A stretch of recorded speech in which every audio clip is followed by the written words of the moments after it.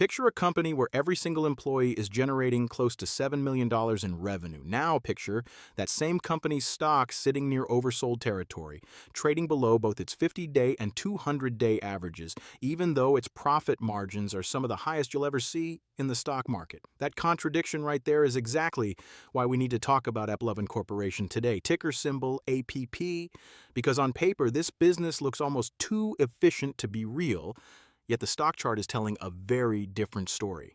Stick around, because by the end of this video, you'll understand why smart money and worried money can both be looking at the exact same numbers and coming to completely different conclusions. Let's start with the size of this company. AppLovin currently carries a market cap, which is simply the total value of all its shares combined of about $142.64 billion. Its enterprise value, which adds in debt and subtracts cash to show what it would actually cost to buy the entire business outright, is slightly higher at $143.73 billion. That small gap between market cap and enterprise value already hints at something we'll dig into later, because it tells us AppLovin is carrying more debt than cash. But here's where things get interesting. This massive valuation is being generated by a workforce of just 898 employees. That's not a typo. Revenue per employee sits at $6.86 million, and profit per employee is $4.41 million. For comparison, most companies dream of getting even a fraction of that kind of output per person. This is a business built on software and scale, not headcount. Now let's talk about what's actually coming in the door. Over the past 12 months, AppLovin brought in $6.16 billion in revenue and turned that into $3.96 billion in net income, which is the profit left over after every single expense. Earnings per share, meaning the profit divided across each share of stock, came out to $11.64. And here's the part that tends to surprise people the first time they see it. Gross margin, which shows how much money is left after covering the direct cost of the product, is 88.37%. Operating margin is 77.01%. And the final profit margin, after taxes and everything else, is still 64.29%. At first glance, those numbers sound almost impossible, but this is what happens when a company's core product is digital and scalable rather than something that has to be physically built and shipped.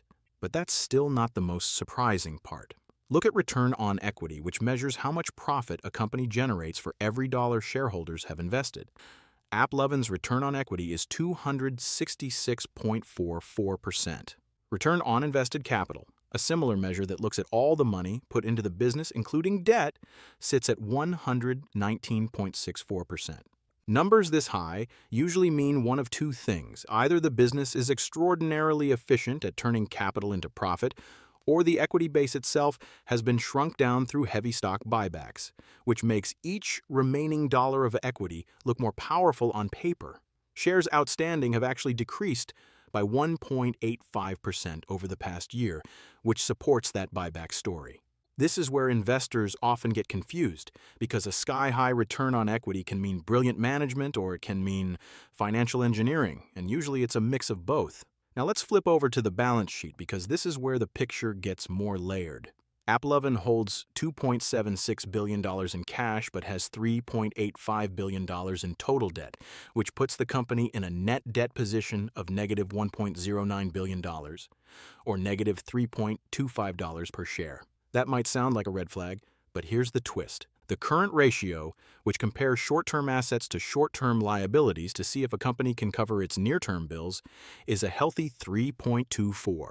The quick ratio, a stricter version of that same test, is 3.16. Debt, compared to EBITDA, which is earnings before interest, taxes, depreciation, and amortization, is only 0.79.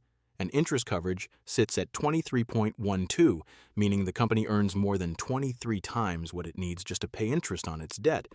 So while AppLovin technically owes more than it holds in cash, it is nowhere close to struggling to manage that debt.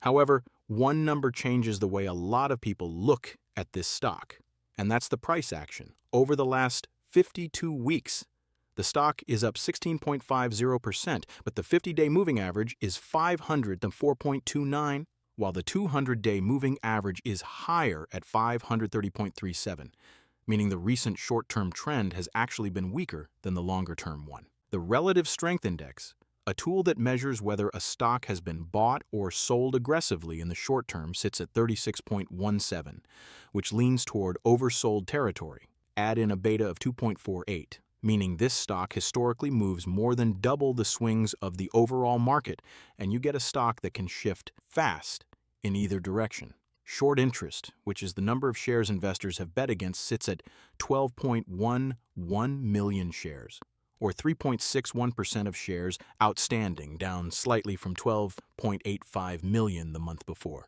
So while some traders are betting against it, that bet appears to be shrinking, not growing. Now here's an open question worth sitting with. Analysts covering this stock, 32 of them in total, have set an average price target of $654.60, which represents 54.17% above where the stock currently trades, with a consensus rating of strong buy. They're also forecasting revenue growth of 34.53% and earnings growth of 35.64% over the next 3 years. That's a significant gap between where the stock sits today and where Wall Street thinks it could go. On top of that, AppLovin's Altman Z-score, a formula used to estimate bankruptcy risk, is 21.77, far above the safety threshold. Its Piotrowski F-score, a 9-point checklist for financial health, comes in at 7, which is considered strong. The company also doesn't pay a dividend, but it does return cash to shareholders through buybacks, reflected in a buyback yield of 1.85% and a shareholder yield of the same amount. So where does that leave us? On one hand, you have a company with extraordinary margins, a tiny employee base generating massive revenue, strong debt coverage, and a very low bankruptcy risk score. On the other hand, you have a stock trading below its longer-term moving average, a beta showing high volatility, and a valuation with a trailing PE of 36.92 and a price-to-sales ratio of 23.14. That isn't exactly cheap by traditional standards. Even the forward PE of 24.43 and a PEG ratio of 0.66, which compares valuation to growth, tells two different stories depending on how much you trust those future growth forecasts. The numbers show a business that is undeniably efficient, but a stock that the market seems uncertain about right now. So the real question isn't whether AppLovin is a good business on paper. The data makes that fairly clear. The real question is why the stock price and the fundamentals seem to be telling two different stories at the same time, and which one eventually catches up to the other.